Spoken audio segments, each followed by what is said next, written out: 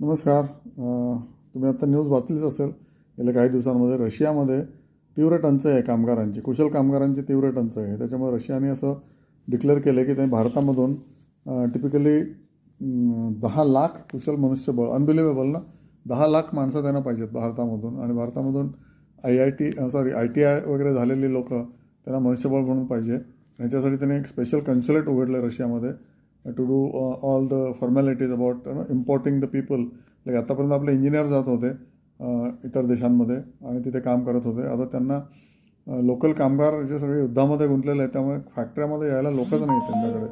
आणि त्याच्यासाठी ते म्हणतात की आम्हाला ट्रस्टवरती देशांमधून, म्हणजे भारतातून आणि कोरियामधून किंवा इतर काही देशांमधून जिथे अवेलेबल आहेत कुशल मनुष्यबळ कामगार, त्यांच्याकडनं ते त्यांनी इन्व्हाइट केलं. म्हणजे तिथला जो चेंबर ऑफ कॉमर्स आहे रशियाचं, त्यांनी स्पेशल कन्सुलेट उघडलं आहे आणि त्यांनी ऑफिशियली आपल्याकडे मागणी केली भारताच्या सरकारकडे की ते म्हणले की हे आम्हाला नक्कीच पाहिजे, नाही तर आम्हाला शक्य नाही, आमचं प्रोडक्शन सगळं ठप्प होऊन चाललेलं आहे.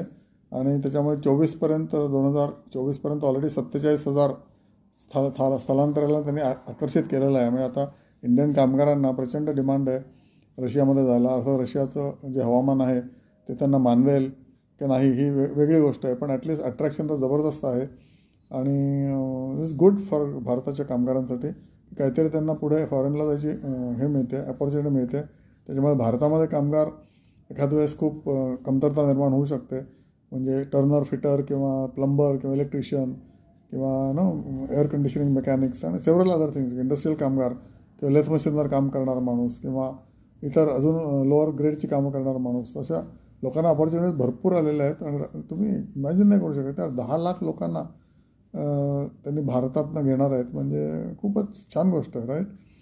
ती बातमी तुम्ही वाचली असेल, त्याच्यावर विचार करा. आणि मग इंडियाची इकॉनॉमी कुठे जाईल, हे सगळे तिकडे जाणार, इंडियात पैसे पाठवणार, राईट.